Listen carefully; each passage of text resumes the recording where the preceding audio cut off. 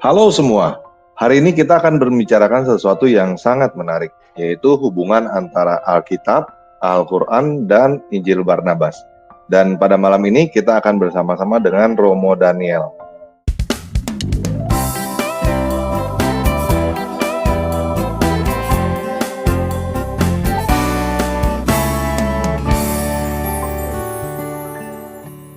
Halo, Shalom Romo Daniel. Shalom Mari, Romo. dan semua teman-teman yang lain. Selamat sore. Sore. Oke, Romo.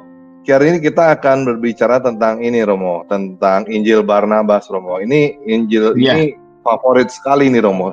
Teman-teman kita Betul. yang di seberang ini senang sekali sama Injil Barnabas ini nih. Ini buat kalau teman-teman penasaran ya sama Injil Barnabas ini teman-teman bisa beli di Tokopedia tuh ada tuh Injil Barnabas, di Amazon juga ada. Nah, kita hari ini akan bahas apa hubungannya antara Injil Barnabas, Alkitab, dan Al-Quran. Oke, mungkin bisa diceritakan Romo, ini Injil Barnabas ini apa sebenarnya Romo? Silakan Romo.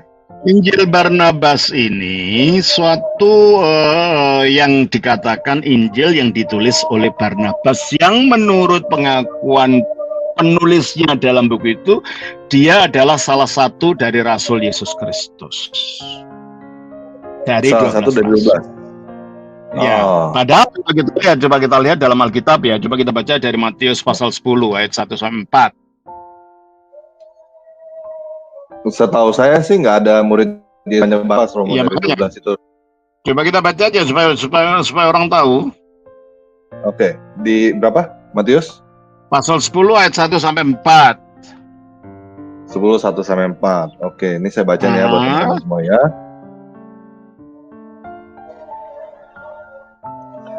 Yesus memanggil ke-12 sampai ya.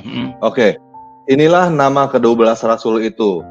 Pertama Simon yang disebut Petrus dan Andreas saudaranya, 2 orang. Dan Yakobus, Zebedeus dan Yohanes saudaranya, 2 orang lagi, 4. Filipus dan Bartolomeus, 2 orang, ini 6 orang jadinya. Thomas dan Matius pemungut cukai, jadi 8 orang. Yakobus anak Alfeus dan Tadeus, jadi 10 orang. Simon orang Zelot dan Yudas Iskariot yang mengkhianati dia, jadi 12. Nggak ada nama Barnabas di sini. Jadi nggak ada Barnabas kan? Barnabas itu bergabung kepada rombongan para rasul yang 12 ini sesudah Yesus naik ke surga. Dan dia adalah orang Lewi dari Pulau Siprus, bukan salah satu dari 12 rasul itu. Coba kita baca di dalam kisah Rasul pasalnya yang keempat ya. Di dalam Kisah Rasul pasal 4 kita baca demikian. Kisah Rasul pasal 4 ya. Bentar, pasal 4 atau pasal 5, coba kita lihat di situ.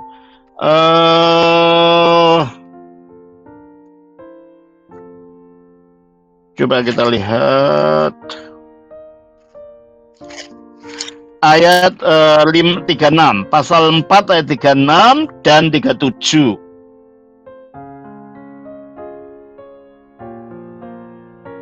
Tolong bacakan. 36-37. Demikian pula dengan Yusuf yang oleh rasul-rasul disebut Barnabas. Artinya anak penghiburan. Terus? Dia artinya anak penghiburan, seorang Lewi dari Siprus. Ia menjual ladang miliknya lalu membawa uangnya itu dan meletakkannya di depan kaki murid-muridnya. Berarti kalau gitu dia bukan bagian dari para rasul. Karena dia mempersembahkan itu, uangnya itu kepada para rasul. Berarti hanya memang menurut Injil Barnabas. Kalau menurut Barnabas dia salah satu dari rasul gitu loh. Berarti salah ya, Injil Barnabas. Loh ya salah lah. Dari situ aja udah salah gitu loh ya. Coba kita baca di sini. Kita baca sebentar. Dalam pembukaannya, saya baca ini Injil Barnabasnya ya, oke? Injil Barnabas ya.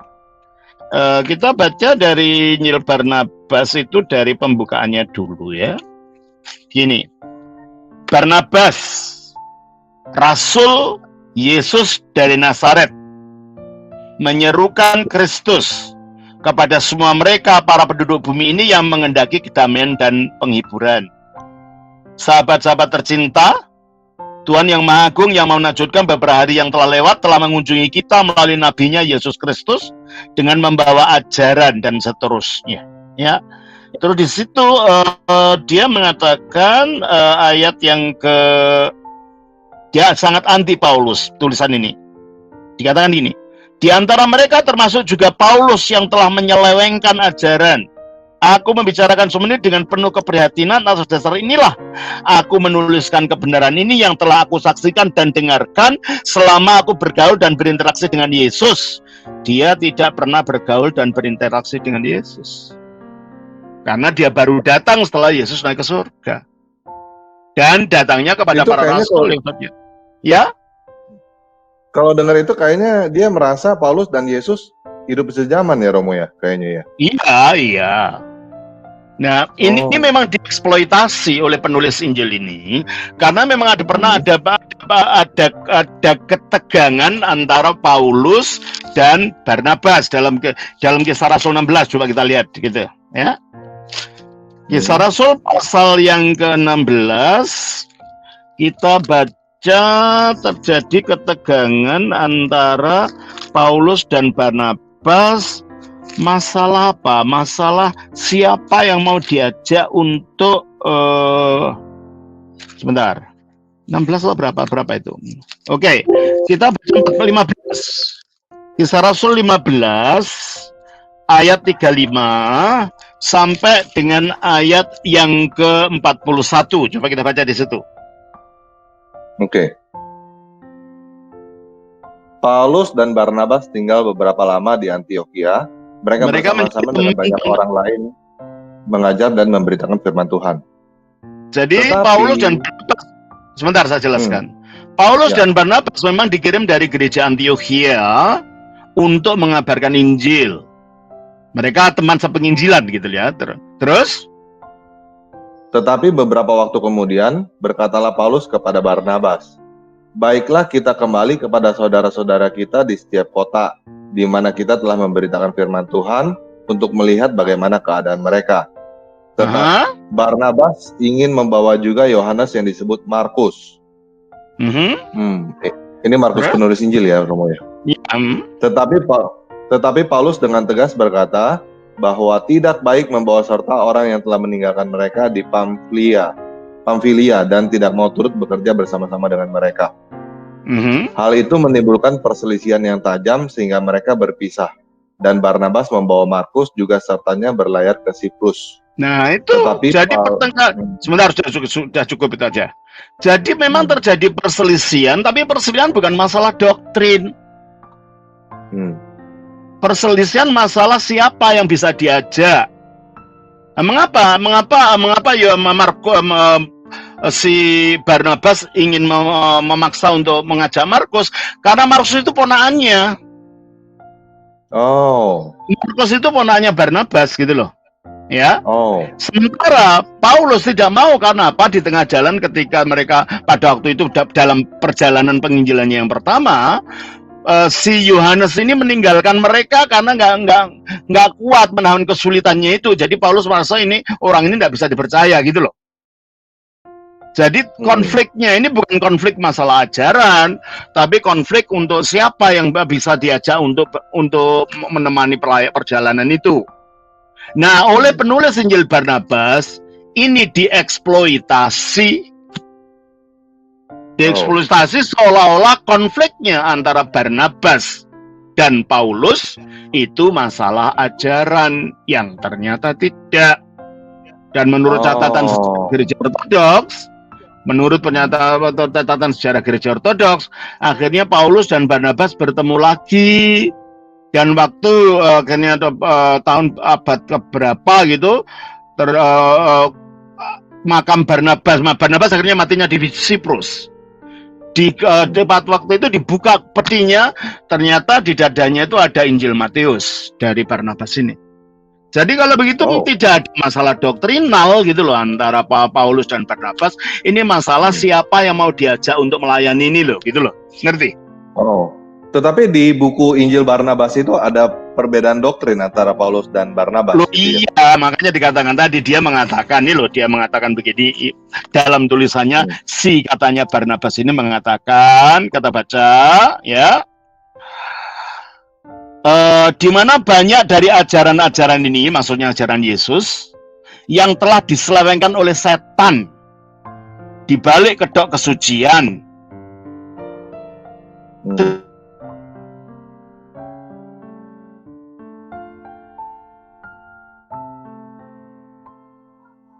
Menghalalkan setiap daging yang najis, di antara mereka termasuk juga Paulus yang telah menyelewengkan ajaran. Aku membicarakan semua ini dengan penuh keprihatinan. Atas dasar inilah aku menuliskan kebenaran ini. Berarti kalau gitu, tuduhan dari kitab Injil Barnabas yang katanya ditulis oleh Rasul Barnabas, di mana tidak ada Rasul namanya Barnabas itu, masalahnya adalah masalah doktrinal gitu loh. Jadi eksploitasi dari fakta sejarah.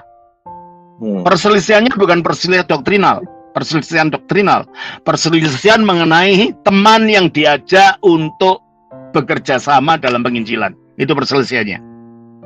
Jelas ya? Jelas. Itu jadi sebenarnya gimana? Ya teruskan. Itu jadi sebenarnya yang tulis Injil Barnabas itu siapa, Romo? Ya ini makanya ini yang kita mau kita bicarakan. Ya. Jadi Injil Barnabas ini ya diketemukan oleh seorang sarjana suami istri namanya Londale dan Laura Craig yang menerjemahkan Injil Barnabas pada tahun 1967 dengan satu penjelasan bahwa dia sendiri tidak percaya validitas dari Injil ini. Dan keterangan daripada Laura Craig ini, karya aslinya itu, akhirnya banyak dikutip oleh para penyelidik yang lainnya. Dan ada 2 manuskrip yang memberikan 222 pasal dari Injil Barnabas yang masih ada. Tetapi anehnya, tidak ada satupun yang dalam bahasa Aramaik, yang merupakan bahasa sehari-harinya Yesus. Tidak ada yang bahasa Yunani, yang merupakan bahasa internasional zaman itu, maupun bahasa Ibrani, yang merupakan bahasa keagamaan orang Yahudi pada saat itu. Tetapi ini diketemukan dalam bahasa Itali. Bahasa Itali. Dialek Tuscan. Bahasa Itali. Oh. Padahal bahasa Itali asalnya dari bahasa Latin. Iya, makanya itu berasal dari bahasa Latin. Berarti ini kalau itu yang digunakan bahasa Itali, berarti ini zaman yang sudah jauh dari zamannya Yesus. Sebab zamannya Yesus itu orang Roma menggunakan bahasa Latin, bukan bahasa Itali. Yang bahasa Latin itu terpecah menjadi bahasa Itali, bahasa Spanyol, bahasa Portugis, bahasa Perancis, dan bahasa Romania. Kalau ini memang ditulis pada zaman pertama, kalau memang bahasanya bahasa Barat, seharusnya bahasa Latin, atau bahasa Aramaik, atau bahasa Yunani, tetapi tidak. Ya, dan juga para penyelidik juga menemukan bahwa di dalam ayat-ayat yang ditulis dalam Injil Barnabas itu ada kutipan dari Dante Alighieri, yaitu Divina Comedy. Itu tahun berapa itu Dante itu menulis itu? Divine Comedy. Dante. Dante Divine Comedy. Iya, itu dikutip oleh Injil Barnabas gitu loh. Oh, bentar ya, coba saya cari dulu ya, bentar. Iya, Dante itu dikutip oleh Injil Barnabas gitu. Lo kan bermasalah jadinya gitu kan? Divine Comedy ya? Iya. Tahun berapa itu? Bentar. Dante Divine Comedy tahun 1300-an. Nah, kalau itu tulisannya Dante itu tahun 1300 dan sudah itu dikutip sama Injil Barnabas, berarti Injil Barnabas itu lebih lambat Lebih dari muda. Dante, lebih muda. Jelas gak? Ini Dante Comedy ini apa nih Romo maksudnya nih? Ini poem ya? Puisi ya? Ini itu poem yang menjelaskan tentang surga, tentang neraka dan lain-lain. Dan di situ si Injil Barnabas itu di dalam Injil Barnabas ayat 178 menyebutkan tentang adanya 9 tingkat surga. Mengatakan 9 tingkat surga ini si Dante. Dan ini bertentangan dengan Quran. Sebab Quran mengatakan surga itu tingkatnya 7. Coba kita baca dalam surah 2 ayat 29. Surah 2 29. Dia dalam kurung Allah menciptakan segala apa yang ada di bumi untukmu. Kemudian dia menuju ke langit, lalu dia menyempurnakannya menjadi 7 langit. Iya tahu 7 langit atau 7 surga, tingkat 7. Tapi kenapa Barnabas mengatakan 9? Yang 9 itu padahal itu yang mengatakan Dante. Dan itu terus dalam Injil Barnabas ayatnya 178, pasalnya 178. Dari sini kelihatan bahwa ini tidak ditulis pada abad pertama. Masa abad pertama mengutip tulisan pada abad ke-14? Ya kan? Ya, betul. Itu satu. Nah, ada problema lagi.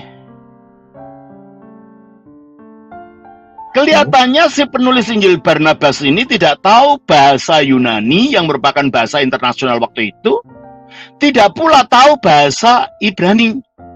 Kenapa? Coba kita bacakan ya. Ini saya tunjukkan ininya, ya. Coba kelihatan nggak di situ? Kekecilan Romo, nggak kelihatan. Jelas ya, saya baca aja. Baca aja Romo. Injil Yesus yang sebenarnya yang disebut Kristus adalah seorang nabi yang baru. Berarti menurut Injil Barnabas ini sendiri, Yesus itu disebut Kristus. Ya kan? Tapi kita baca dalam pasal 82 ayat 3 dari Injil Barnabas. Pasal 82 ayatnya yang ketiga dari Injil Barnabas ini, coba dengarkan ini. Yesus menjawab, sungguh aku ini diutus kepada bangsa Israel sebagai seorang nabi yang membawa misi penyelamatan. Tetapi setelahku akan datang seorang Mesias yang diutus Allah untuk semua penduduk di seluruh dunia. Jadi kalau begitu Yesus bukan Mesias, tapi Kristus. Tapi Kristus gitu loh. Padahal Mesias itu sama. Ucapan Yunani untuk kata Ibrani Hamasia, yang kalau bahasa Yunani sendiri bunyinya Ho Christos atau Kristus. Ini kan bingung orang ini.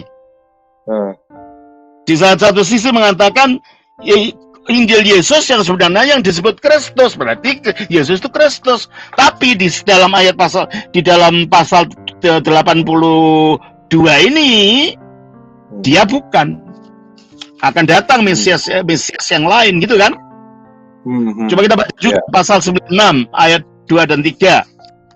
Pasal 96 Injil Barnabas 96 ayat 2 dan 3. Kita baca begini, ya. 96.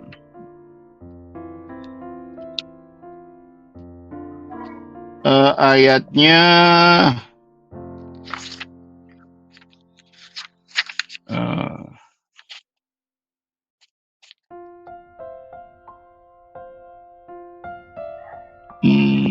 tadi nggak saya beri tanda.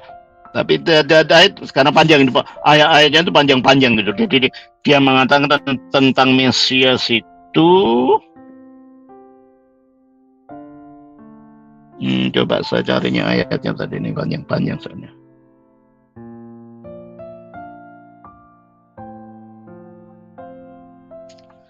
Ayatnya di mana mengatakan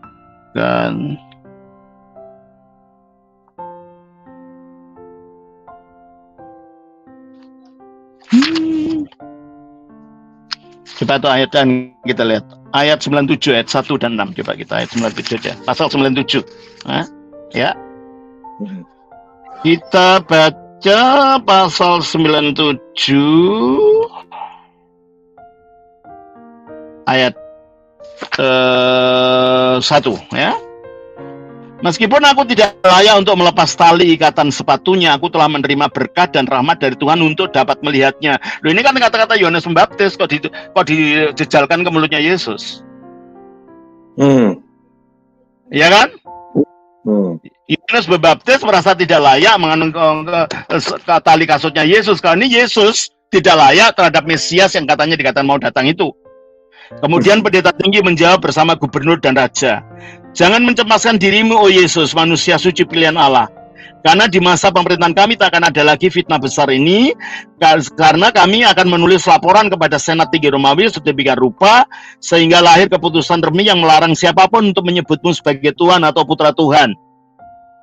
Ya, terus kemudian Yesus berkata, aku tidak terhibur dengan kata-katamu, karena di mana engkau mengharapkan penerangan, maka kegelapan akan datang. Tetapi aku terhibur dengan berita kedatangan utusan Allah yang akan menghancurkan setiap pendapat. Berarti ini kan kata-kata Al-Quran yang katanya Yesus akan. Coba kita baca dalam surah 61 ayat 6. Surah 61 ayat 6. Surah 61 ayat 6. Bentar ya. 61 ayat 6. Ya. Dan dalam kurung ingatlah ketika Isa putra Maryam berkata, wahai Bani Israel, sesungguhnya aku utusan Allah kepadamu yang membenarkan kitab di dalam kurung yang sebelum aku, yaitu Taurat dan memberikan kabar gembira dengan seorang rasul yang akan datang setelahku, yang namanya Ahmad dalam kurung Muhammad. Ini kan kata-kata Al-Quran, bukan. Tapi ini kata-kata itu diucapkan oleh Yesus dalam Injil Barnabas gitu loh. Oh, ya. Jelas. Jadi kalau gitu kelihatan dari pertama kutipannya itu sendiri sudah kita melihat ini fabrikasi Injil ini gitu loh. Ya. Pertama udah mengutip dari Dante ya, dia yang tulisannya tahun 1300, padahal ini diklaim ini datangnya zaman para rasul, sudah tidak mungkin gitu loh. Kedua tidak mengertinya bahasa, dia tidak tahu bahwa Mesias dan Kristus itu artinya sama gitu loh. Di dalam pembukaan dikatakan Yesus itu Kristus, tetapi dikatakan aku bukan Mesias itu. Lah, gimana sih? Ya kan? Dari sini saja kita melihat ada permasalahan di dalam Injil Barnabas ini, gitu ya. Dan lagi pula, ini juga bertentangan dengan Al-Quran. Sebab di dalam Al-Quran yang disebut Al-Masih atau Mesias atau Kristus itu ya Isa, tidak ada lain, gitu loh. Coba kita baca dalam Quran surah 3 ayat 45. 3 ayat 45. Ya. Dalam ruhlah ketika para malaikat berkata, wahai Maryam, sesungguhnya Allah telah menyampaikan kabar gembira kepadamu tentang sebuah kalimat dalam kurung firman darinya, yaitu seorang putra, namanya Al-Masih Isa putra Maryam. Jadi menurut Quran yang disebut Al-Masih itu siapa? Menurut Quran yang disebut Al-Masih itu siapa? Isa putra Maryam. Injil Barnabas, Isanya sendiri, Yesusnya itu menolak dirinya Al-Masih, menolak dirinya sebagai Mesias. Ini apa tidak bertentangan dengan Quran? Bertentangan pula dengan Alkitab. Bagaimana tulisan semacam ini bisa dipercayai gitu loh? Jadi kalau teman-teman Muslim mengutip Barnabas, berarti Injil itu sebenarnya bilang Al-Quran salah ya Romo ya, Injil Barnabas itu. Lah ya iya. Dan seharusnya saudara Muslim bersama dengan orang Kristen menolak Injil ini karena ini Injil palsu, bertentangan dengan Alkitab, bertentangan pula dengan Al-Quran. Oh, Iya kan? ya. Coba kita baca juga di dalam surat An-Nisa ayat 157, surah 4 ayat 157. Dan dalam kurung kami hukum juga karena ucapan mereka, sesungguhnya kami telah membunuh Al-Masih, Isa putra Maryam, Rasul Allah. Berarti yang disebut si siapa? Isa putra Maryam. Isa putra Maryam, tidak ada ceritanya dalam Al-Quran. Muhammad Al-Masih itu tidak ada. Yang ada ya Isa Al-Masih, sama dengan Alkitab gitu kan. Coba kita baca di dalam Injil Matius 1 ayat 17.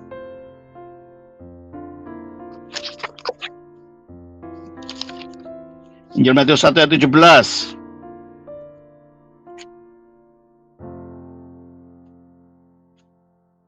Tolong bacakan. Jadi seluruhnya ada 14 keturunan dari Abraham sampai Daud. Ayat yang ya betul Sam. Terus 14 keturunan dari Daud sampai pembuangan Babel, dan ke-14 keturunan dari pembuangan ke Babel sampai Kristus. Ayat 16. Yakub memperanaki Yusuf, suami Maria, yang melahirkan Yesus yang disebut Kristus. Nah, berarti menurut Alkitab juga yang disebut Kristus atau Al-Masih atau Mesias itu Yesus. Sementara dalam Injil Barnabas, Yesusnya menolak dirinya disebut Kristus, Mesias. Jadi bukan saja ini bertentangan dengan Alkitab, ini bertentangan dengan Al-Quran juga. Ya tak? Kita baca juga dalam Yohanes 1 ayat yang ke-41. Dari mana? Yohanes 1 ayat 41. Yohanes 1 ayat 41.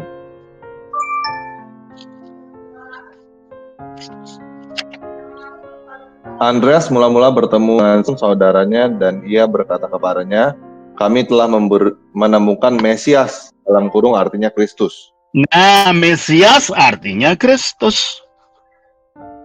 Nah, di sini dalam Injil Barnabas ini pembukanya mengatakan Injil Yesus yang sebenarnya yang disebut Kristus. Tetapi di dalam pasal 282 ayat yang ketiga dari Injil Barnabas mengatakan, Yesus menjawab, sungguh aku ini diutus kepada bangsa Israel sebagai seorang nabi yang membawa misi penyelamatan, tetapi setelahku akan datang seorang Mesias. Berarti kan dia bukan Mesias kalau gitu. Ya. Kitab yang palsu gini, yang bertentangan dengan Quran, bertentangan dengan Injil, masa ini dianggap kita benar gitu loh. Dan identitas penulisnya pun ternyata bukan rasul, dari 12 rasul ternyata enggak. Orang yang datang kemudian datang kepada rombongan para rasul. Jelas ini. Jadi ada di situ. Dan ada hal yang lain yang bertentangan dengan informasi dari Quran adalah bahwa menurut Injil Barnabas, Maria itu melahirkan tanpa rasa sakit. Coba saya baca dalam Injil Barnabas 3 ayat 3. Ya, dikatakan begini, ya. Karena alasan inilah Yosef meninggalkan Nazaret, sebuah kota di Galilea, dengan istrinya Maria yang tengah mengandung menuju Bethlehem. Karena ini adalah kota asalnya. Ia termasuk dalam garis keturunan David, agar ia dapat didata berdasarkan surat keputusan Kaisar. Begitu tiba di Bethlehem, sebuah kota kecil, dan banyak penduduknya terdiri dari orang-orang asing, Yusuf tidak menemukan tempat untuk menginap sehingga dia memilih tinggal di luar kota dan menempati gubuk yang biasanya ditempati penggembala domba sebagai tempat berteduh. Ketika Yosef menginap di sana selama beberapa hari, ketika itulah telah tiba saatnya bagi Maria untuk melahirkan. Pada saat melahirkan, sang perawan Maria dikelilingi oleh cahaya yang sangat terang, dan melahirkan bayinya tanpa merasa kesakitan sedikit pun.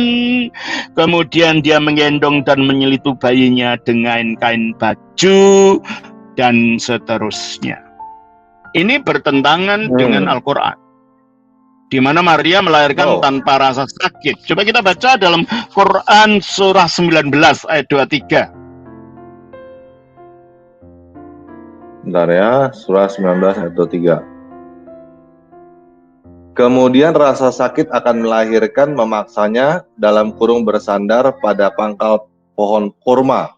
Dia Jadi dalam kurung Maryam berkata, Ya, teruskan. wahai betapa baiknya aku mati sebelum ini, dan aku menjadi seorang yang tidak diperhatikan dan dilupakan. Ya. Jadi menurut Quran, Maria waktu sebelum melahirkan dia merasa kesakitan sampai ingin mati rasanya, saking sakitnya. Nah, Injil Barnabas mengatakan di dalam ayat tadi, pada saat melahirkan sang perawan Maria dikelilingi oleh cahaya yang sangat terang dan melahirkan bayinya tanpa merasa kesakitan sedikit pun. Dan penjelasan tentang Maria melahirkan tanpa rasa sakit itu muncul pada abad pertengahan di gereja barat sebagai suatu legenda saleh gitu loh. Ya, bukan ajaran resmi gereja, tapi ada orang-orang yang punya ide bahwa Maria melahirkan tanpa rasa sakit. Itu tidak ada ajaran dalam Alkitab. Itu tidak ada ajaran dari Quran. Nah, kok si Barnabas kalau itu hidupnya zaman para rasul, kok ngikuti tradisi abad pertengahan di gereja barat? Berarti penulisnya memang berada di negara barat waktu itu, di Eropa barat sekarang. Bukan di Palestina, bukan di Syria. Jelas ya? Itu tadi maksudnya legenda, itu maksudnya cerita rakyat atau dongeng gitu ya Romo ya? Cerita rakyat aja, cerita rakyat. Bahwa Maria tidak merasa sakit waktu melahirkan. Iya. Oke. Menarik kan? Menarik. Iya. Jadi ini bertentangan dengan Alkitab dan bertentangan dengan Al-Quran juga gitu loh. Seharusnya orang Islam dan Kristen bekerjasama mengatakan ini kitab suci dan tidak layak untuk disebar-sebarkan. Kenapa? Ini menentang Quran, gitu kan? Bukan hanya itu saja, yang lebih menarik, menurut Yesusnya Injil Barnabas, babi itu halal.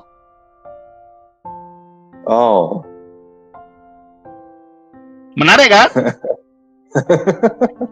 Coba kita baca Injil Barnabas 2 ayat 5. Ya. Injil Barnabas pasal 32 adalah masih banyak lagi sebenarnya kalau kita teliti bacanya. Saya hanya menunjukkan beberapa indikasi saja, tidak semuanya ya. Kita baca dari Injil Barnabas 32 ayat yang ke 5. Ketika Yosef saya salah buka 32 ayat 5, maaf ya. Ini kata Yesus, sesungguhnya aku mengatakan kepadamu bahwa untuk makan roti dengan tangan kotor tidak akan membuat manusia menjadi najis. Karena apa yang masuk ke dalam tubuh manusia tidak akan menajiskan manusia, tetapi yang keluar dari tubuh manusia lah yang membuatnya najis. Kemudian salah seorang ahli kitab bertanya, jika aku akan makan daging babi atau daging-daging yang najis, apakah mereka akan mengotori hati nuraniku? Yesus menjawab, ketidakpatuhan tidak akan memasuki diri manusia, tetapi akan keluar dari manusia melalui hatinya, dan oleh karena itu dia akan menjadi kotor jika menyantap makanan haram. Kalau tidak patuh gitu loh, bukan dagingnya sendiri. Jelas ini? Jadi implikasinya apa? Ya nggak apa-apa, makanlah. Padahal dalam Al-Quran itu jelas dilarang makan daging babi. Itu coba kita baca dalam Quran 2 itu, surat Al-Baqarah 173.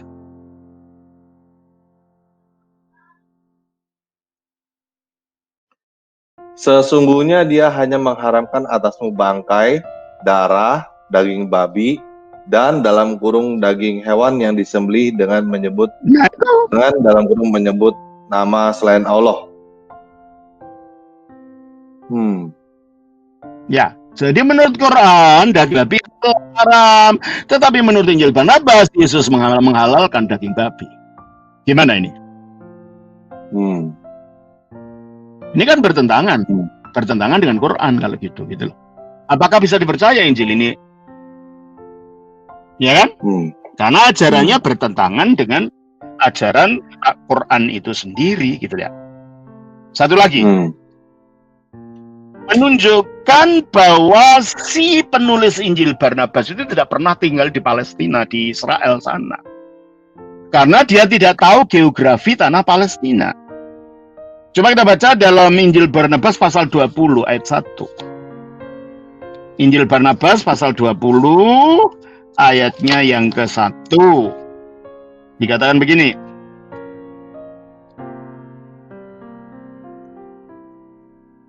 Injil Barnabas 20 ayatnya 1. Yesus berangkat menuju pelabuhan Galilea dan menumpang kapal yang berlayar menuju kotanya Nazaret. Mari kita lihat petanya. Galilea itu di mana? Nazaret itu di mana ya? Saya tunjukkan, saya punya petanya ini.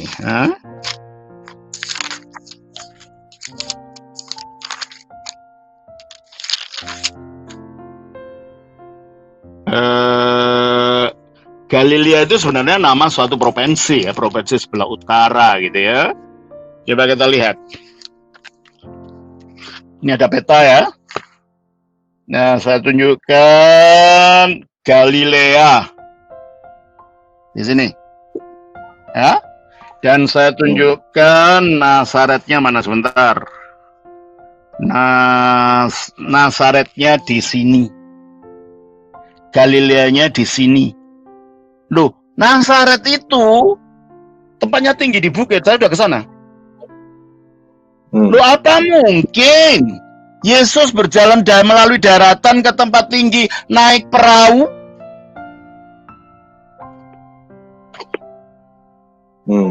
Apa perahu terbang? Dikatakan dalam ayat ini, dalam Injil Barnabas ini, ya, dikatakan begini. Yesus berangkat menuju ke pelabuhan Galilea dan menumpang kapal yang berlayar menuju kotanya Nazaret. Oke. Tidak, Nazaret mana itu mana? Mungkin saya kasih lihat ini lebih kelihatan ini Romo. Iya, coba Nazaretnya di mana coba lihat. Laut Galilea nih. Lautnya bukan laut. Ini di sini Galilea itu sini. Ini nih Galilea. Ya. Nah, coba yang ngecek itu ngecek. Ya, mana. Ini yang ini, yang warna merah ini. Nazaretnya. Iya, ini Nazaret. Ini Nazaret ini. Iya. Kan nggak mungkin naik perahu ke sini lewat daratan. Hah? Perahu terbang, Romo. Nazaret bukan terletak di pinggir pantai. Di bukit. Saya sudah ke sana 2 kali. Itu di bukit. Oh, dari Galilea ke Nazaret naik perahu gimana? Menunjukkan penulisnya ini tidak pernah hidup di tanah yang dikatakan dia hidup itu. Ya. Dia tidak tahu wilayah di situ. Berarti ini Barnabas palsu, ngaku-ngaku gitu loh. Jelas ya? Jelas itu. Nah, kita lanjutkan juga. Itu tadi berlayar dari Galilea menuju Nazaret tuh kayak kita di Indonesia ini ngomong dari Pelabuhan Ratu atau dari Pelabuhan Tanjung Priok menuju Puncak ya Romo ya, dengan perahu gitu ya. Iya, terutama kecuali kalau itu perahunya Dampu Awang dalam dongeng itu. Perahu yang bisa terbang itu. Perahu terbang. Iya, perahu terbang ya. Terus ada lagi yang bermasalah adalah dia nggak tahu sejarah. Oh. Coba kita baca di dalam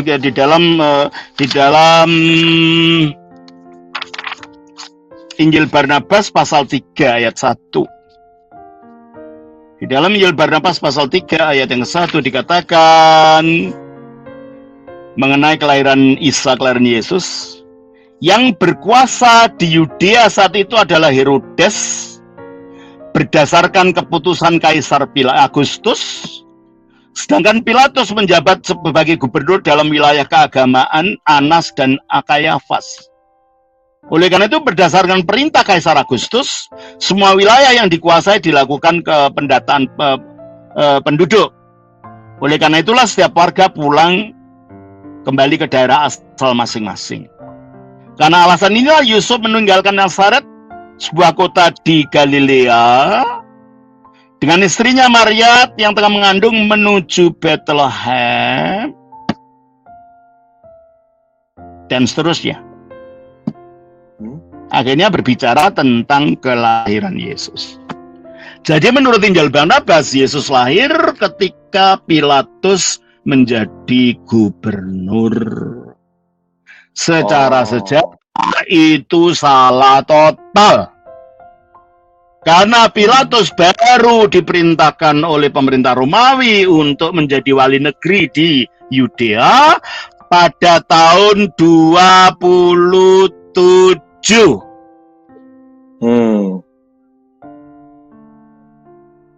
Jadi Pilatus baru ke Yerusalem tahun 27, bukan waktu lahirnya Yesus. Berarti yang pengarang Injil Barnabas ini dia pikir Pontius Pilatus itu dari Yesus lahir sampai Yesus mati itu Ya, masih gubernurnya ya? Iya. Ini tidak cocok dengan sejarah. Coba kalau tidak percaya cari di Google itu. Pemerintahan Pilatus. Pilatus pemerintah di mana? Di Yerusalem. Coba lihat di Google. Oke, bentar saya cari ini.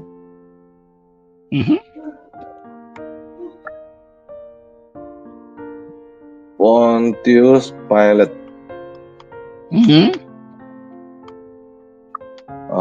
Ya di in office dari tahun 26 sampai 36 AD. Oke. In office tahun berapa? 26 sampai makanya sekarang 27 tadi. Bukan tahun 1 ketika Yesus lahir. Dari sini geografinya ndak tahu, bahasanya ndak tahu, sejarahnya ndak tahu, pengakuannya sebagai bagian dari para rasul ternyata keliru. Jadi kitab apa Injil Barnabas itu kalau begitu gitu? Bukan hanya bertentangan dengan Alkitab, tetapi juga bertentangan dengan Al-Quran, gitu kan? Ya. Dan juga ada kekeliruan lagi. Di dalam Injil Barnabas dikatakan bahwa tahun Yubel itu terjadinya setiap 100 tahun sekali. Coba kita baca di dalam kita baca di dalam Injil Barnabas pasal yang ke-82 ya. Demikian bunyinya. Yesus menjawab, "Sungguh aku ini diutus kepada bangsa Israel sebagai seorang nabi yang membawa misi penyelamatan. Tetapi setelahku akan datang seorang Mesias." Berarti dia bukan Mesias, sudah kita bahas tadi kan? Yang diutus oleh Allah untuk semua penduduk di seluruh dunia. Dan karena demi sang utusan inilah Tuhan menciptakan dunia ini. Dan kemudian melalui seluruh tempat di seluruh dunia ini Tuhan akan disembah. Dan rahmat Tuhan diterima sehingga pada pesta peringatan tahun Yubile. Yubile itu tahun Yobel. Dan menurut Alkitab, tahun Yobel itu bukan tiap 100 tahun sekali, tetapi tiap 50 tahun sekali. Coba kita lihat dalam kitab Imamat. Kitab Imamat pasalnya yang ke-25. Ya. Kitab Imamat pasalnya yang ke-25 kita baca demikian. Tahun Yubel atau yang disebut bahasa Latinnya tahun Yubelium. Ayat yang ke-31.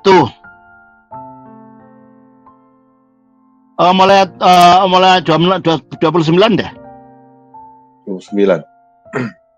Apabila seorang menjual rumah tempat tinggal di suatu kota yang dipagar tembok, maka hak menebus hanya berlaku selama 1 tahun mulai dari hari penjualannya.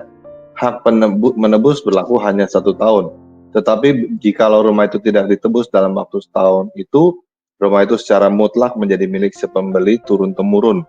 Dalam tahun Yobel, rumah itu tidaklah bebas. Tahun Yobel. Dari mana kita tahu tahun Yobel itu adalah 50 tahun? Coba kita baca. Kita baca kalau gitu ayat yang ke-10. Coba kita. Ya, yang ke-11. Ya 11 ya, coba. 11. Tahun yang ke-50 itu harus menjadi tahun Yobel bagimu. Iya dah. Tahun yang ke-50 menjadi tahun Yobel. Dan menurut Injil Barnabas, Yobel itu tiap 100 tahun sekali. Berarti yang ngaku Barnabas, penulis yang disebut Injil Barnabas ini nggak tahu kitab suci, nggak tahu tradisi Yahudi. Ya. Terus ada keterangan bahwa di gereja Roma Katolik pada tahun 1300 Paus Bonifasius ke-8 itu menetapkan tahun Yobel untuk gereja Katolik pada tahun itu setiap 100 tahun sekali. Jadi kalau Injil Barnabas tahu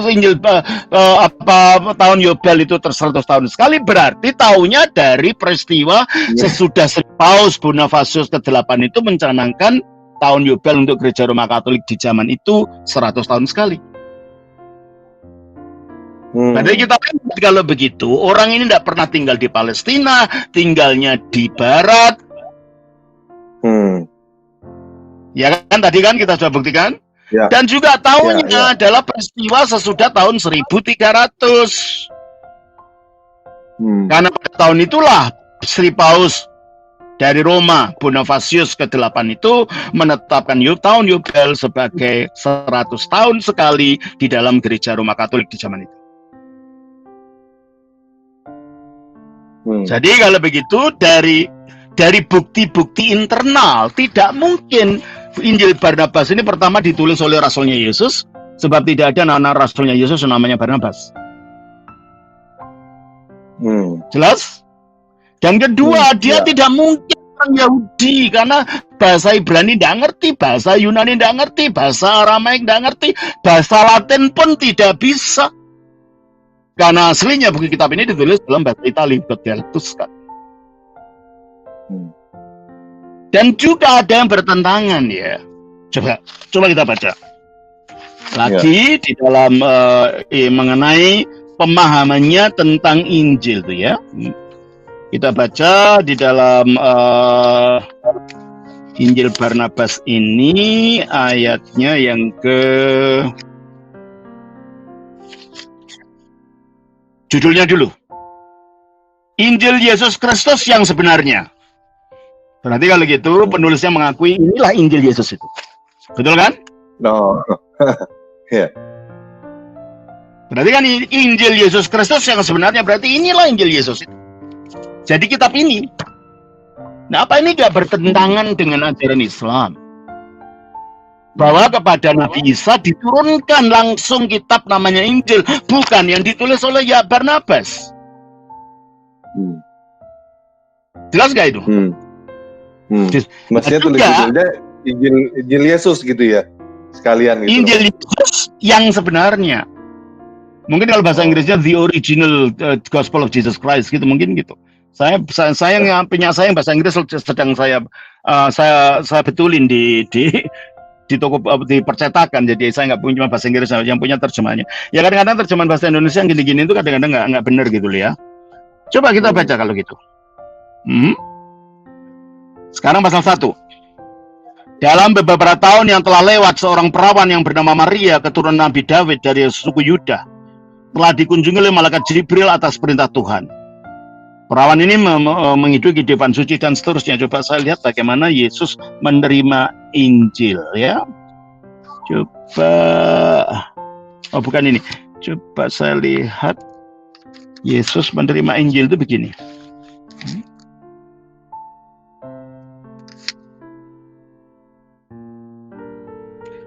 Bagaimana cara Yesus menerima Injil itu?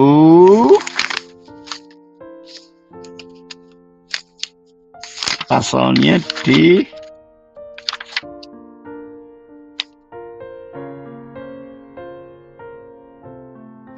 coba pasalnya 10.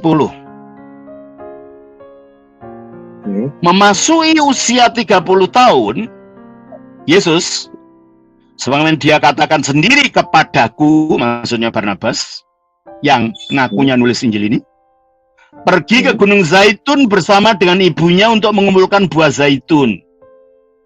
Kemudian pada tengah hari, di saat sedang menyembah Tuhan, ketika sampai pada ucapan ini, dengan Tuhan dengan penuh rahmat, dia diliputi oleh cahaya yang sangat terang, dan dikerumuni oleh banyak sekali malaikat yang mengucapkan semoga diberkati Tuhan. Malaikat Gabriel yang tampak seperti sebuah cermin yang bersinar menyampaikan sebuah kitab yang ditanamkan ke dalam hati Yesus. Wow. Jadi kalau ini kan seharusnya kitab yang ditanamkan di hati Yesus inilah yang seharusnya Injil yang asli itu, gitu kan?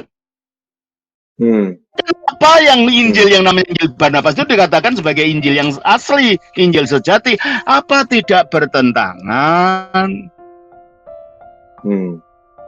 Bertentangan dengan ajaran Quran juga bahwa Injil itu diberikan kepada Nabi Isa, bukan ditulis oleh muridnya.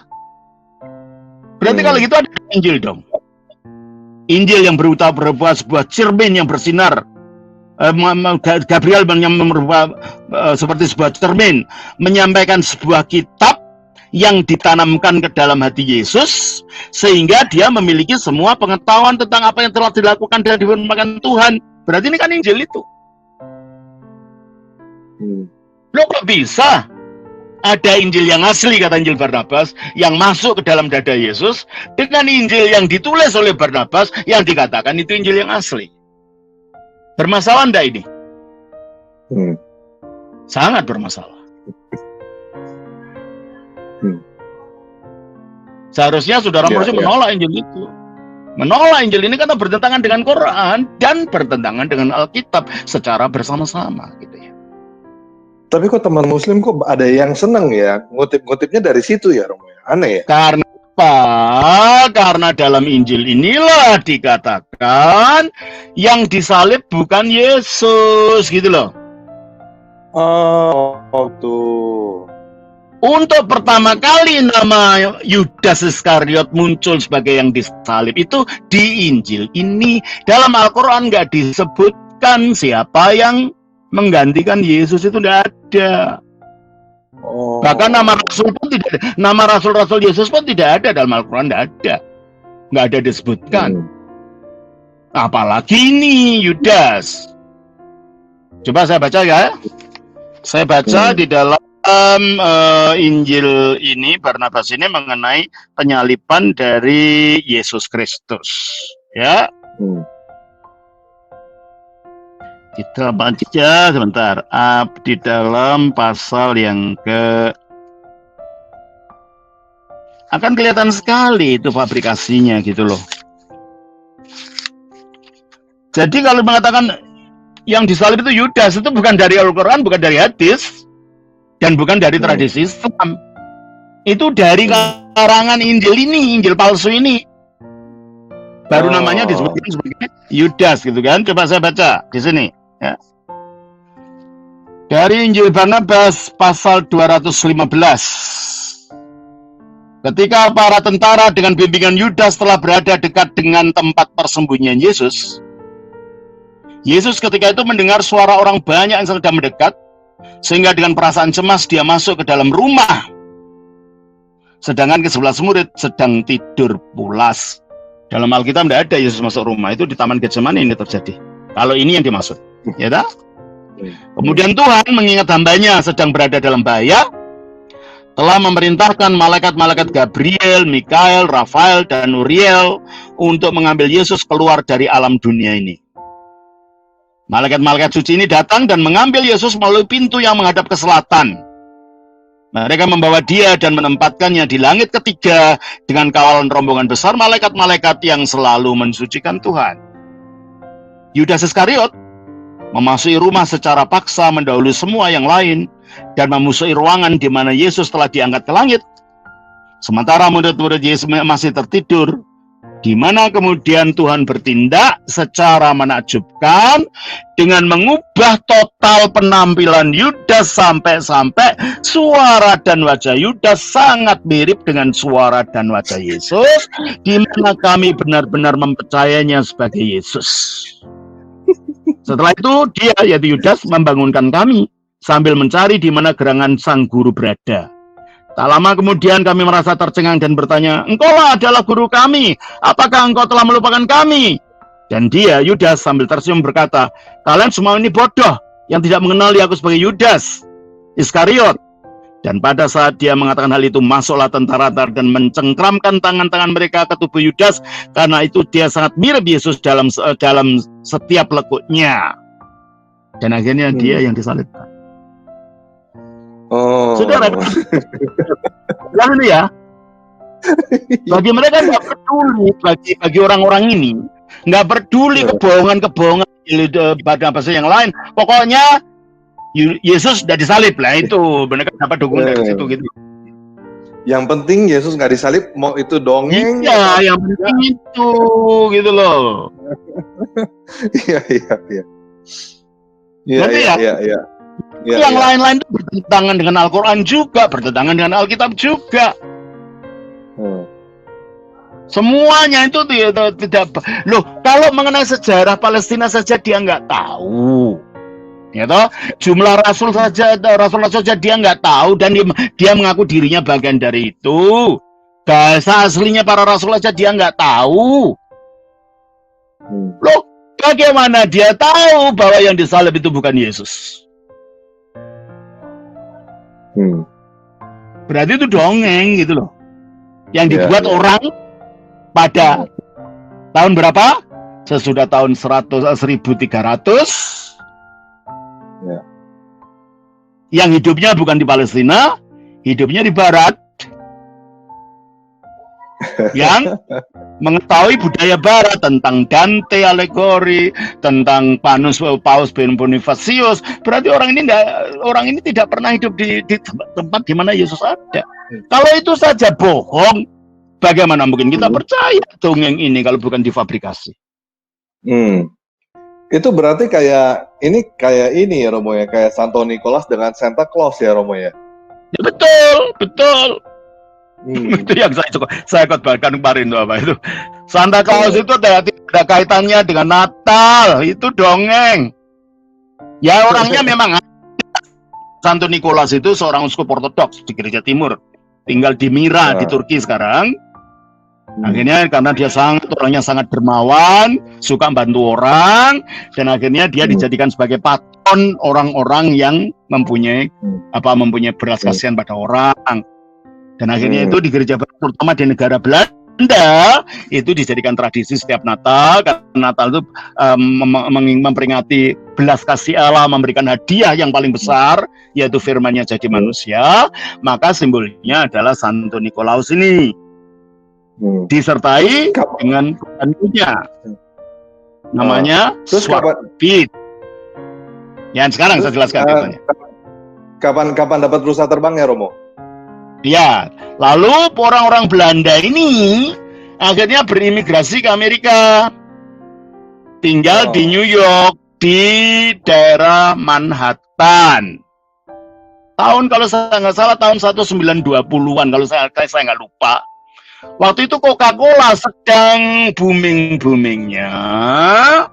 Lalu berusaha untuk menarik pembeli dari kalangan imigran Belanda ini. Diambillah temanya dari Santa Claus yang merupakan ikon Natal bagi orang Belanda.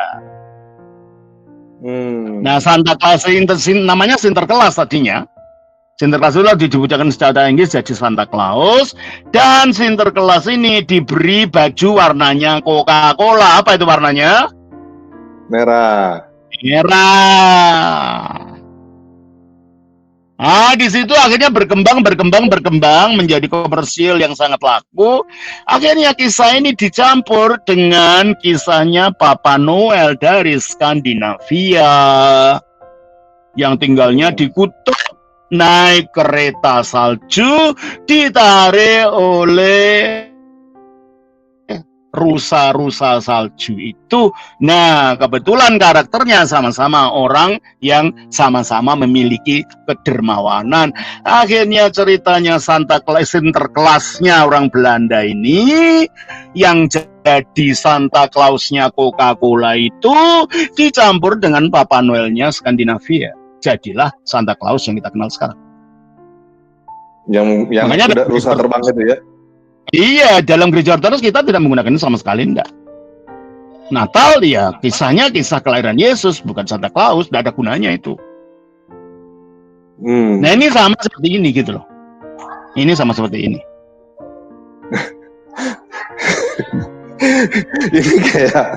jadi kayak gini loh. Ini jadi kayak anak-anak kecil yang yang dari kecil gitu dengerin ceritanya Santa Claus, dia pikir Santa Claus itu cerita sungguhan gitu, Romo ya.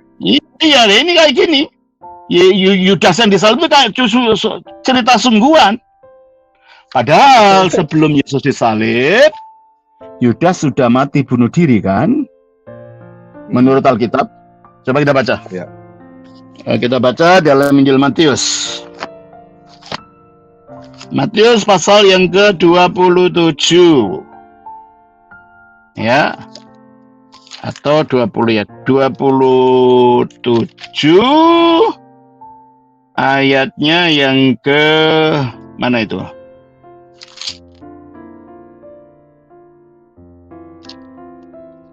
Yudas meninggal itu di mana itu?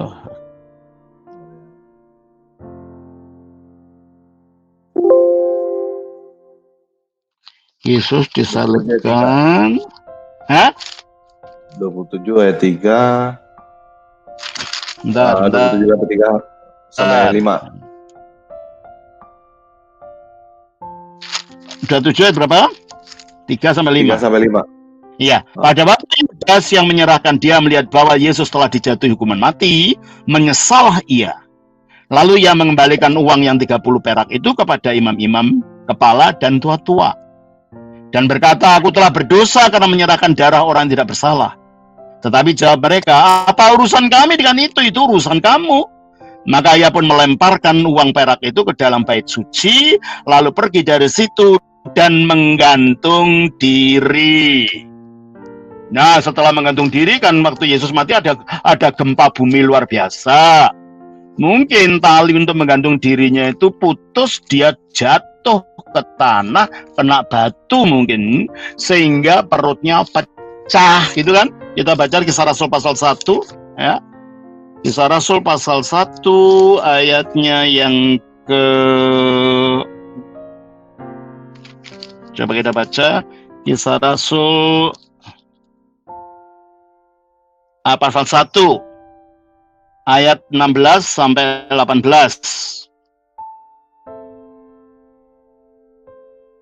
Hai saudara-saudara, haruslah genap nas kitab suci yang disampaikan Roh Kudus dengan perantaraan Daud tentang Yudas, pemimpin orang-orang yang menangkap Yesus itu. Dahulu ia termasuk bilangan kami dan mengambil bagian di dalam bagian ini. Yudas ini telah membeli sebidang tanah dengan upah kejahatannya. Lalu ia jatuh tertelungkup dan perutnya terbelah sehingga semua isi perutnya tertumpah keluar. Jadi kelihatannya dari digantung ini kan waktu Yesus dikubur itu kan gempa bumi. tali untuk menggantung dirinya tuh putus, dia terjatuh, tertelungkup, dan kena batu mungkin, sehingga pecah perutnya.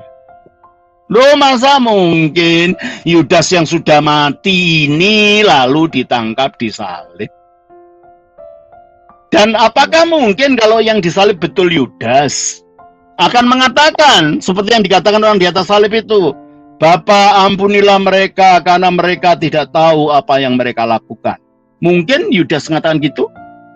Kalau itu betul Yudas, dia akan mengumpat-umpat orang yang menyalibkan, dia teriak-teriak.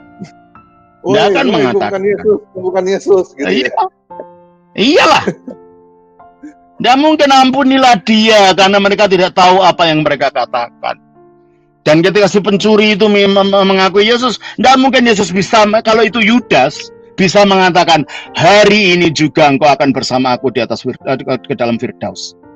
Mungkin Yudas mengatakan itu? Dari data-data ini tidak mungkin itu orang lain yang disalibkan kecuali Yesus, apalagi Yudasnya sudah mati dulu. Gitu kan? Ya, ya. Dan juga ini ayat ini sebenarnya diambil dari Al-Quran, surah An-Nisa 157. Ya. Saya bacakan. Saya akan bacakan satu tafsiran. Ya, saya nggak akan menafsirkan. Nanti saya mudah-mudahan membuat enggak. Saya akan bacakan aja, ada satu tafsiran. Ini ya, ini Qurannya tebal sekali. Ya, itu ada tafsirnya di bawahnya. Surah 4157 bunyinya begini. Dan karena ucapan mereka, sesungguhnya kami telah membunuh Masih Isa bin Maryam, utusan Allah. Mereka tak membunuh dia dan tak menyebabkan dia mati pada kayu palang. Ya, coba kalau dalam terjemahan lain, ya, wa qaulihim, dan kata mereka, ini qatolnya, sesungguhnya kami telah membunuh. Ya, ini qatolna. Inna qatolna Al-Masih Isa ibnu Maryam Rasulullah. Sesungguhnya kami telah membunuh Al-Masih Isa putra Maryam, Rasulnya Allah. Wa ma qataluhu, dan sesungguhnya mereka tak membunuh dia. Wa ma solibuhu, dan sesungguhnya mereka tidak menyalibkan dia. Walakin, tetapi subihalahum. Ini kata bahasa Arabnya. Subihalahum itu disamarkan bagi mereka. Yang disamarkan peristiwanya atau orang yang nggak tahu juga, nggak ada jelasannya. Jadi tidak ada kata Yudas Iskariot di sini. Nah, ini penjelasannya begini. Di tafsir ini ya, dalam tafsir ini saya baca aja. Kalimat solbuhu ini tak sekali-kali mendustakan disalibnya Nabi Isa pada kayu palang. Dalam kalimat ini hanya mendustakan wafatnya Nabi Isa pada kayu palang sebagai akibat penyaliban beliau. Solib adalah cara membunuh yang sudah terkenal. Kata solibbuhu artinya membunuh dia dengan cara yang sudah terkenal. Kata dia ini ya. Bahwa Nabi Isa meninggal secara wajar, ini diterangkan dengan jelas dalam surah 5 117. Dan aku menjadi saksi atas mereka selama aku berada di tengah mereka, tetapi setelah engkau mematikan aku, engkaulah yang mengawasi mereka. Ya. Jadi, berikut ini adalah hal yang perlu dicatat. Nabi Isa hanya disalib untuk beberapa jam saja. Dia mengutip dari Markus 15 ayat 25. Padahal kematian karena disalib memakan waktu agak lama. 2. Ketika dua penjahat yang disalib bersama Nabi Isa diturunkan dari kayu palang, mereka masih hidup. Dengan demikian dapat ditarik kesimpulan bahwa Nabi Isa juga masih hidup. 3. Dua penjahat tadi dipatahkan kakinya, tetapi tak dilakukan terhadap Nabi Isa. Ya, Pilatus tak percaya bahwa Nabi Isa sudah mati dalam waktu setingkat itu, dan seterusnya. Ya, jadi menurut tafsir ini, Yesus memang disalib, tapi tidak mati gitu loh. Nah, ya ini antar kelompok dalam Islam sendiri. Berarti kalau tafsir ini percaya Yesus disalib. Bagaimana mungkin ayat yang sama bisa ditafsirkan begini. Yang satu mengatakan menolak penyaliban, yang satu mengatakan memang ada penyaliban, memang Isa disalib. Ya itu terserah. Itu menunjukkan bahwa tafsiran itu tidak konklusif. Bahwa memang Isa tidak disalib, ternyata dia mengatakan Isa disalib, gitu, hanya tidak mati gitu. Nah, pertanyaan kita bagi kita orang Kristen, nah bagaimana bisa disisipkan kata Yudas yang tidak ada di situ? Dan ini dalam terjemahan Departemen Agama ada itu. Ini terjemahan yang tahun berapa ini? Ya, coba saya lihat terjemahan tahun 84. Ini terjemahan yang agak lama ini. Tidak tahu apa sudah direvisi atau enggak. Tapi ini yang saya bacakan di dalam terjemahan tahun 84 itu mengatakan begini. Di dalam surat An-Nisa 157, ya, surat 4 ayat 157. Dan karena ucapan mereka, sesungguhnya kami telah membunuh Al-Masih Isa putra Maryam Rasulullah, padahal mereka tidak membunuhnya dan tidak pula menyalibnya, tetapi ya ini dalam kurung ya, yang mereka bunuh ialah, ini tambahan, bukan bahasa aslinya, orang yang diserupakan dengan Isa bagi mereka. Lalu dari ayat ini ditafsirkan itulah Yudas Iskariot. Ada yang lain, nama-nama yang lain. Berarti kalau gitu nama Yudas Iskariot pun tidak ada dalam Al-Quran, tidak ada dalam hadis. Yang ada malah di dalam Injil Barnabas yang telah kita bukti ini Injil palsu, isinya palsu semua. Kami oleh ajaran Islam. Bahwa menurut keyakinan Islam, Yesus tidak disalibkan. Nah, bagaimana kita bisa mempercayai ini Injil benar? Bukan karena di situ mengatakan yang disalibkan itu, bukan. Tapi data-data yang lain membuktikan memang tidak benar gitu loh. Jelas? Ya. Bagaimana Laris? Laris? Ya, Romo. Halo? Ya, halo Romo. Halo? Apakah suara saya kedengaran? Jelas ya itu? Iya. Jelas. Jadi kalau begitu kisah kedengaran. Ya. Ada masalah ya? Udah. Enggak. Udah? Ya.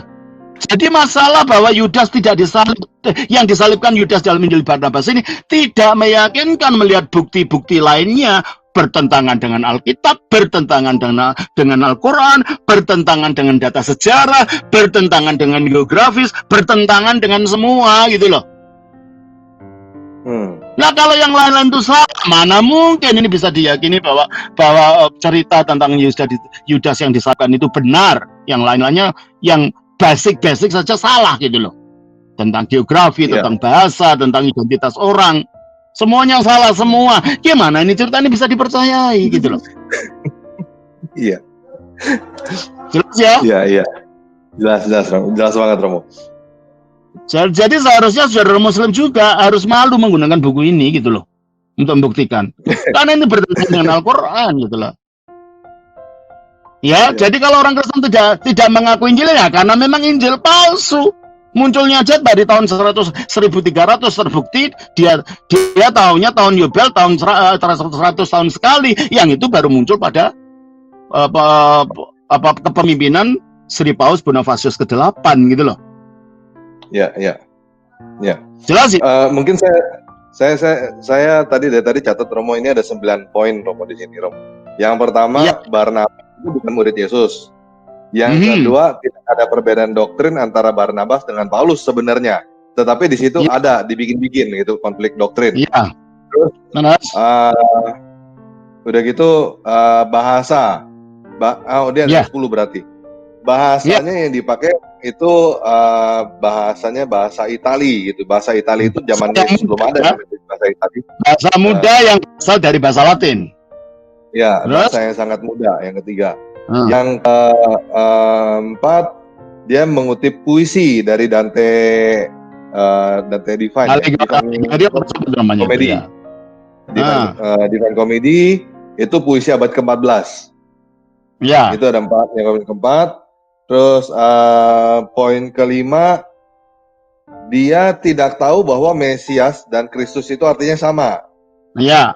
Di satu sisi dia bilang Yesus adalah Kristus, tapi dia bilang Yesus bukan Mesias gitu ya. Ya, itu lucu lah. Ya. Saya bukan tanpa ragi, tapi saya Aris gitu ya. Terus yang keenam, dikatakan bahwa Maria lahir tanpa sakit, sedangkan Al-Quran berkata Maria lahir dengan kesakitan. Terus yang ketujuh, di dalam Injil Barnabas itu babi halal, gitu. Iya. Terus udah gitu yang ke-8, yang ke-8 nih harusnya nih. Di situ dikatakan berlayar dari Galilea ke Nazaret. Itu sama seperti berlayar. Ada orang ngomong berlayar dari Tanjung Priuk ke Bandung gitu. Iya, betul. Terus udah gitu di situ dia juga menulis Injil Barnabas itu berpikir bahwa Pontius Pilatus jadi gubernur dari sebelum Yesus lahir sampai setelah Yesus meninggal, setelah Yesus bangkit gitu. Betul. Jadi itu kan 30 tahun lebih, mana ada gubernur 30 tahun lebih itu nggak ada gitu. Gubernur. Nggak ada, ya betul. Ya. Nah sekarang mengenai penyakit itu, jelas dia nggak tahu tentang yang ke-10, dia nggak tahu tentang tahun Yobel. Dia pikir itu tahun Yobel 100 tahun sekali. Itu adalah tradisi gereja Katolik oleh Paus Bonifatius yang menentukan. Yang ke-8 yang menentukan itu pada abad ke-13 itu. Jadi jelas banget orang ini adalah orang yang hidup setelah abad ke-13. Jadi setelah abad ke-13 baru tahun Yobel itu jadi 100 tahun. Sebelum tahun itu yang namanya tahun Yobel itu pasti 50 tahun gitu. Iya. Dan menurut para sarjana setelah diselidiki lebih dalam, ternyata nama aslinya yang menulis Injil Barnabas itu adalah Mustafa de Arande. Orangnya namanya Mustafa de Arande, yang menurut teorinya tadinya orang Yahudi. Dan waktu itu ada masa inkuisisi di gereja barat. Dia pura-pura jadi Katolik. Dan akhirnya dia melarikan diri ke Turki. Di sana dia menulis Injil ini. Oke. Namanya Fra Marino. Nama Latinnya atau nama spesialnya namanya Fra Marino, atau juga namanya Mustafa de Arande. Itu nama Spanyol kelihatannya. Iya. Ya, jadi teman-teman yang mau lihat Injil Barnabas lebih lanjut, silakan beli sendiri ya Romo di Tokopedia banyak nih Romo. Ini saya ingetin teman-teman ya, ini adalah dongeng sekelas Sinterklas ya. Jadi teman-teman beli ini. Teman-teman jangan pikir ini kitab suci. Ini adalah dongeng rakyat yang terinspirasi dari tokoh sungguhan. Ya, dia menggunakan kisah dari 4 Injil sih, tetapi disisipi macam-macam idenya sendiri. Dan kalau kita lihat, ya tidak seindah Injil aslinya sih isinya, enggak. Karena banyak filsafat Yunani yang dimasukkan juga di situ gitu. Jadi nggak seperti Injil yang aslinya gitu, yang kita punya, enggak. Ya, ini teman-teman juga kalau mau beli yang bahasa Inggris belinya di Amazon. Kalau mau beli buku Romo ada di deskripsi video ini teman-teman ya.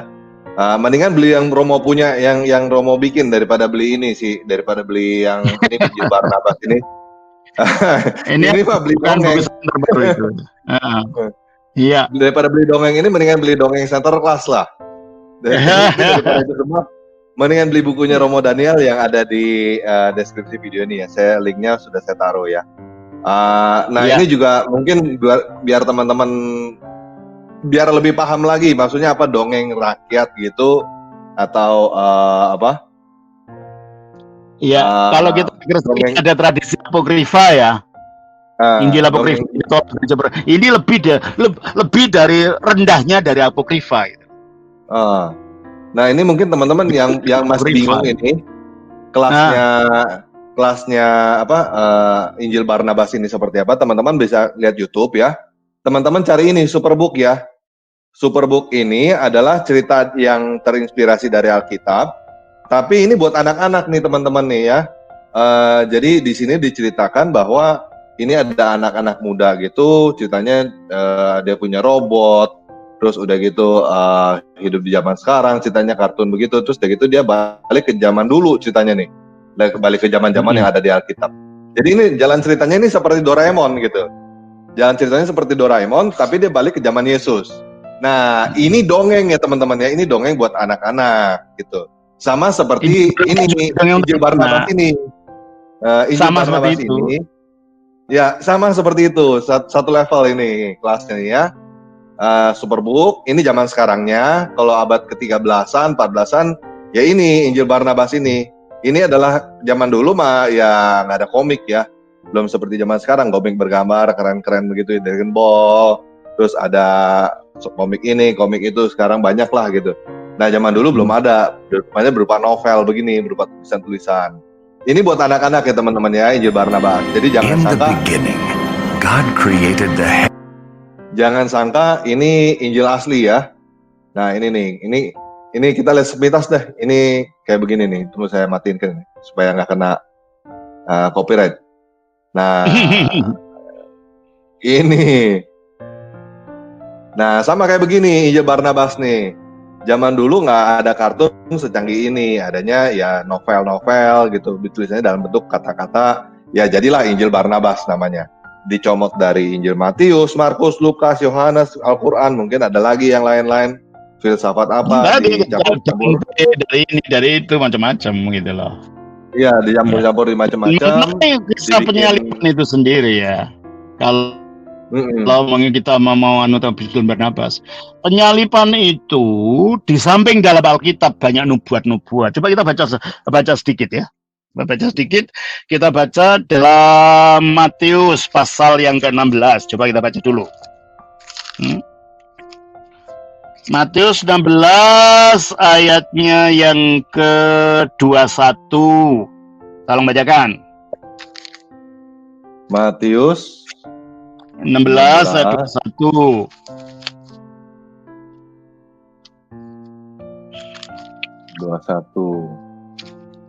Sejak waktu itu Yesus mulai menyatakan kepada murid-muridnya bahwa dia harus pergi ke Yerusalem dan menanggung banyak penderitaan dari pihak tua-tua, imam-imam kepala dan ahli-ahli Taurat, lalu dibunuh dan dibangkitkan pada hari ketiga. Nah, ayat pasal 18 ayat yang pasal 17 ayat 22-23.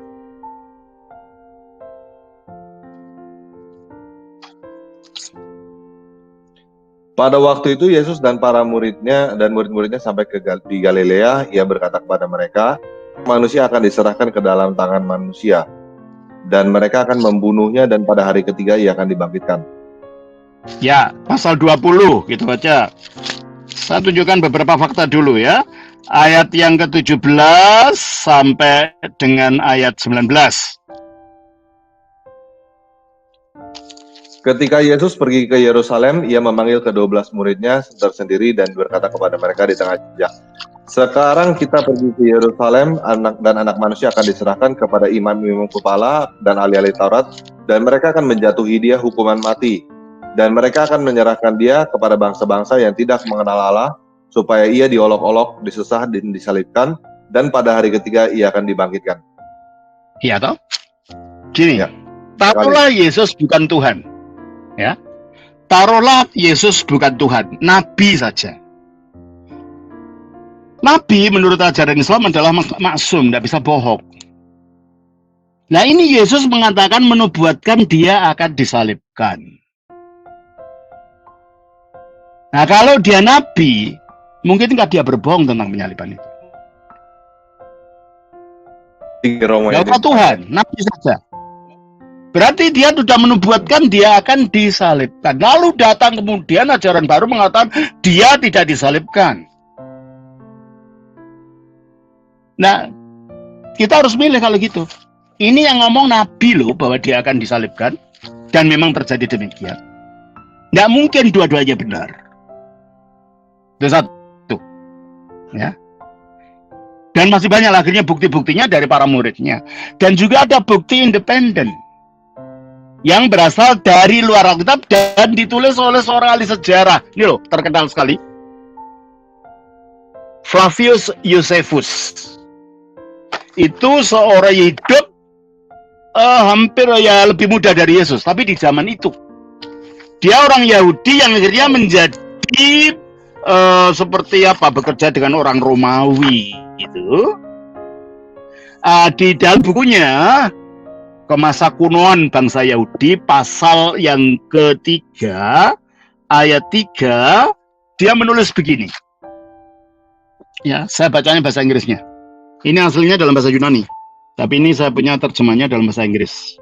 Now, there was about this time.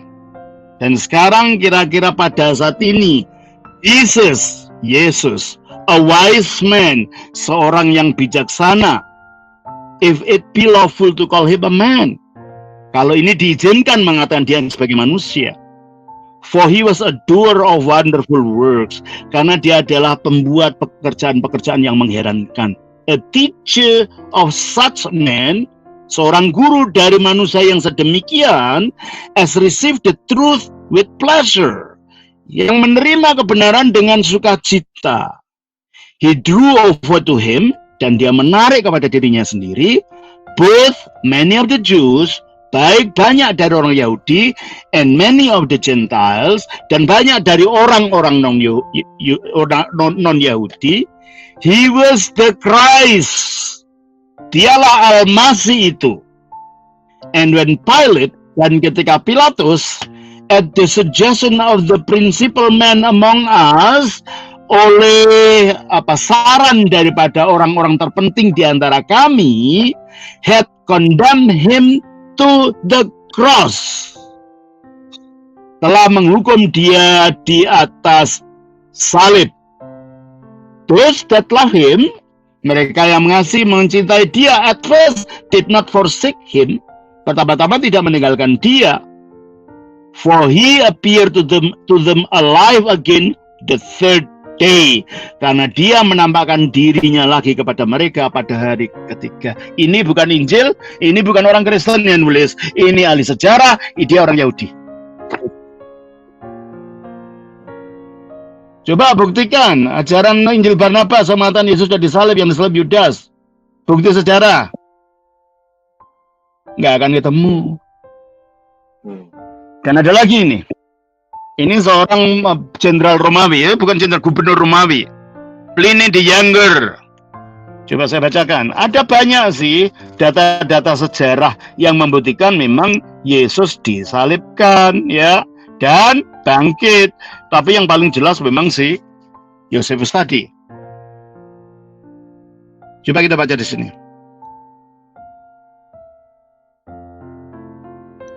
Others, yang lain, whose names were given to me by the informer, yang namanya diberikan kepada saya seorang pemberi informasi, first admitted the charge.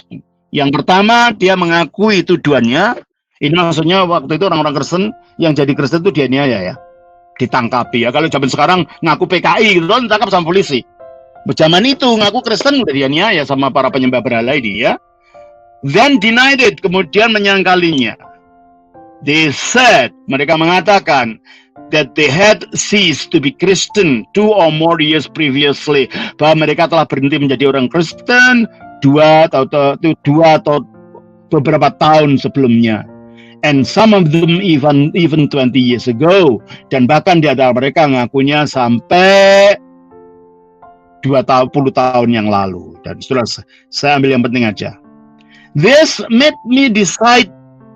Ini membuat aku memutuskan, it was all the more necessary, bahwa sangatlah lebih penting sekali to extract the truth, untuk mendapatkan pengakuan mereka benarannya by torture, dengan penganiayaan, from 2 slave women, dari 2 orang budak wanita, whom they call deaconess, yang mereka sebut sebagai diaken wanita.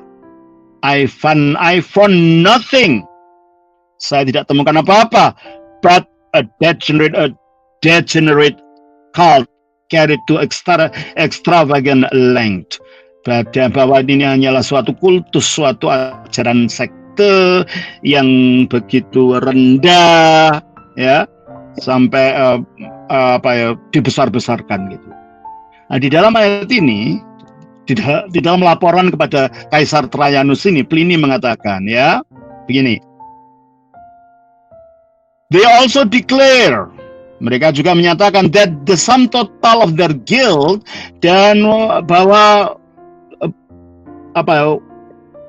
keseluruhan dari kesalahan mereka atau kesalahan mereka or error atau kekeliruan mereka amounted to no more than this. Dapat dikatakan hanya ini. They had met regularly before dawn. Mereka bertemu secara teratur sebelum subuh on a fixed day, pada hari tertentu, to chant verses, untuk mengidungkan ayat-ayat alternately secara bergantian among themselves, di antara mereka, in honor of Christ, di dalam penghormatan Kristus, as if to God, seolah-olah kepada Allah. Jadi catatan orang non-Kristen yang membenci Kristen ini menyatakan apa yang dipercaya orang Kristen, apa yang dilakukan orang Kristen kepada Kristus. Jadi kalau ada orang mengatakan pengakuan Yesus sebagai Allah itu baru di zaman Konsili Nikea, itu hoax, bohong, tidak tahu sejarah. Ini bukti sejarah. Ya, ini juga bukti sejarah. Ada banyak, hanya nggak saya bawa semua, hanya saya buktikan yang jelas saja ini. Bahwa memang orang Kristen menyembah Kristus waktu itu, dan menurut catatan independen, dan memang Kristus disalibkan dan bangkit menurut catatan orang Yahudi yang anti Kristen ini. Ya, Romo, saya jadi penasaran. Jadi kalau gitu, ya gimana? Ini di Al-Quran surah 4 ayat 157 kan dikatakan nih ya, sesungguhnya mereka yang berselisih pendapat tentang pembunuhan Isa itu selalu dalam keraguan-keraguan tentang yang dibunuh itu. Mereka benar-benar tidak tahu siapa sebenarnya yang dibunuh itu, melainkan mengikuti prasangka belaka. Jadi mereka tidak yakin telah membunuhnya. Setahu saya kita Kristen yakin. Iya, berarti ya kita meragukan aja. Yahudi juga yakin, Romo. Saya nggak tahu nih, ini sebenarnya siapa nih orang-orang yang nggak yakin ini? Ya itu, nggak, karena kita yakin semua orang Yahudi juga yakin Yesus dibunuh kok. Iya, betul. Ya udah, terserah aja sih, itu kan itu bukan masalah kita. Oke. Yang pasti kita Kristen yakin dan Yahudi pun yakin kan ya tadi ya? Iya, betul, yakin. Para ahli sejarah juga yakin.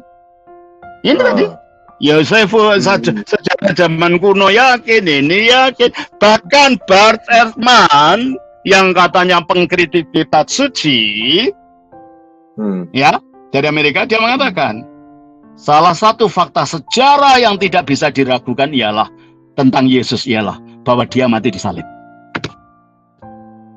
Ya. Ada teman mengatakan gitu, yang katanya wah ini menyerang agama Kristen, tapi pada pokok tentang kekristenan, penyaliban, dia mengatakan tidak bisa diragukan lagi. Ya. Bukti sejarahnya terlalu kuat, bukti Alkitabnya terlalu kuat, bukti orang-orang yang akhirnya tetap menjalankan mengikuti apa yang dilakukan orang Kristen purba ya terlalu kuat gitu. Jadi Injil Barnabas tidak berdasarkan apa-apa kecuali duga-duga dan karangan-karangan. Ya. Dan jadi setahu saya sih ini yang selama ini saya kenal ya, yang selalu dalam keraguan-raguan tentang penyaliban Yesus itu cuma Muslim, Romo. Setahu saya gitu. Tafsirannya terserah, pokoknya yakin, Yahudi yakin itu. Ya. Yang pasti kita Kristen yakin, Yahudi juga yakin ya. Iya, sejarah juga yakin. Ahli perjanjian baru yang paling skeptik pun Bart Ehrman juga yakin gitu loh. Oke. Sudah ya. Terima kasih Romo atas. Terima kasih, Tuhan berkati, sampai ketemu. Ciao. Tuhan berkati. Ciao. Terima kasih. Oke, thank you teman. Teman-teman yang mau beli bukunya Romo Daniel, saya udah taruh linknya di bawah video ini ya. Dan juga jangan lupa subscribe ke channelnya Romo Daniel ya. Oke, sekian video kali ini. Yesus Kristus penguasa kita memberkati.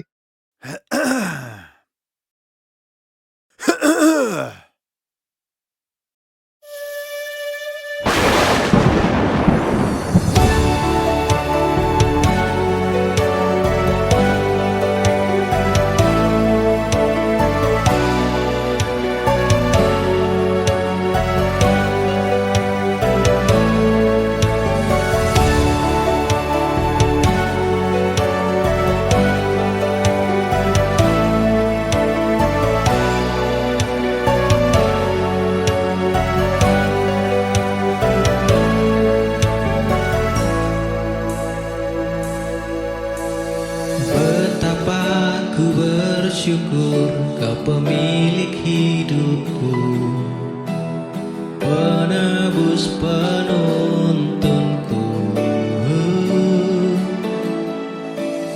Gadamu dan tongkatmu itu yang menghiburku. Engkaulah gembalaku. Kasihku rasa berlimpah, mengurapi hidupku. Tak gentar ku melangkah, meski di dalam kekelaman. Kau hebatku, kau kuatku, kau Bapakku.